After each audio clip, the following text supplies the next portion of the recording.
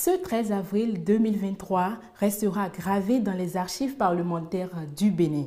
C'est un grand rendez-vous médiatique en raison de l'ouverture de la première session ordinaire de l'Assemblée nationale, couplée à l'investiture du président élu pour le compte de la 9e législature. Ce numéro spécial du lexique parlementaire sera donc consacré au décodage de ces deux événements. Bonjour à tous et bienvenue dans le lexique parlementaire.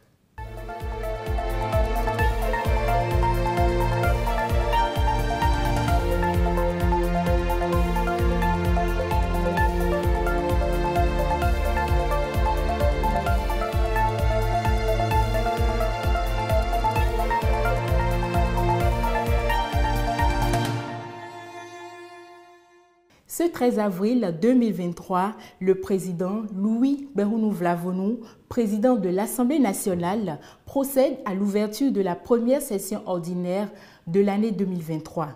Une session parlementaire est une période durant laquelle le Parlement se réunit pour examiner des sujets qui lui sont soumis et délibérer à leur propos. Au Bénin, la Constitution et le règlement intérieur de l'Assemblée nationale prévoient deux types de sessions, les sessions ordinaires et les sessions extraordinaires. Aujourd'hui, ce sont les sessions ordinaires qui nous intéressent. C'est d'abord la Constitution qui, en son article 87, organise la tenue des sessions ordinaires. Je cite, « L'Assemblée nationale se réunit de plein droit en deux sessions ordinaires par an. La première session s'ouvre dans le cours de la première quinzaine du mois d'avril. La deuxième session s'ouvre dans le cours de la seconde quinzaine du mois d'octobre. Chacune de ces deux sessions ne peut excéder 3 mois. » Fin de citation. La première session ordinaire est consacrée à l'étude, à l'examen et au vote de tout type de lois telles que les lois constitutionnelles, les lois référendaires, les lois organiques, les lois ordinaires, pour ne citer que cela. C'est aussi l'occasion du contrôle de l'action du gouvernement par le biais, entre autres, des questions au gouvernement selon le programme établi ou encore de l'examen de tout type de sujets soumis à la représentation nationale, comme par exemple les pétitions et les résolutions. La deuxième session ordinaire est généralement appelée la session budgétaire. Elle est principalement dédiée à l'étude et au vote du budget général de l'État pour le compte de l'année à venir. Au cours de cette session, les différentes commissions permanentes de l'Assemblée nationale accueillent les institutions de la République et les ministères qui viennent expliquer aux élus du peuple les spécificités, réductions ou augmentations de leur budget sectoriel à l'effet de convaincre ceux-ci de les valider. Cette étape cruciale débouche sur l'examen en séance plénière du projet de loi de finances. La session dite budgétaire n'est toutefois pas exclusivement consacrée à l'étude et au vote du budget de l'État.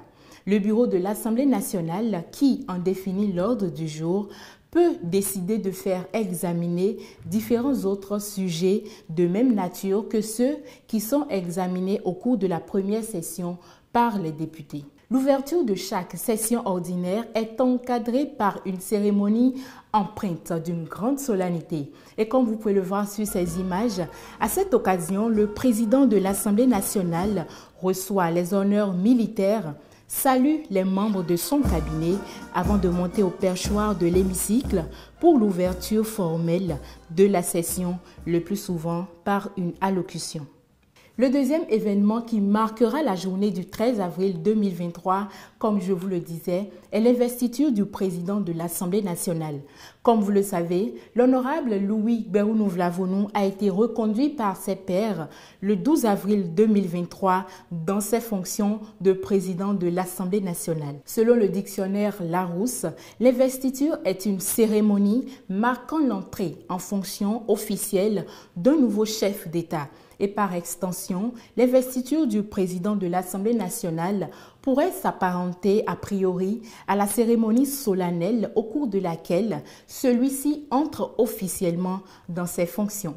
Toutefois, contrairement au président de la République, le président de l'Assemblée nationale n'a pas à attendre d'être investi avant de commencer à prendre des actes dans l'exercice de ses fonctions. C'est l'installation du président à l'issue de son élection qui, au regard de la pratique parlementaire dans notre pays, le Bénin, donne à celui-ci la plénitude de ses prérogatives. Nous comprenons aisément par là que l'investiture du président de l'Assemblée nationale n'est pas un événement qui est réglementé ni par la Constitution ni par le règlement intérieur de l'institution. C'est en effet une pratique parlementaire qui a été initiée par le président Antoine Kolaole Idji en 2003. Au fil des années, elle s'est incontestablement imposée et constitue aujourd'hui un événement populaire qui rassemble des personnes de plusieurs horizons. Ce sera tout pour ce numéro spécial du lexique parlementaire que je vous remercie d'avoir suivi. À très bientôt.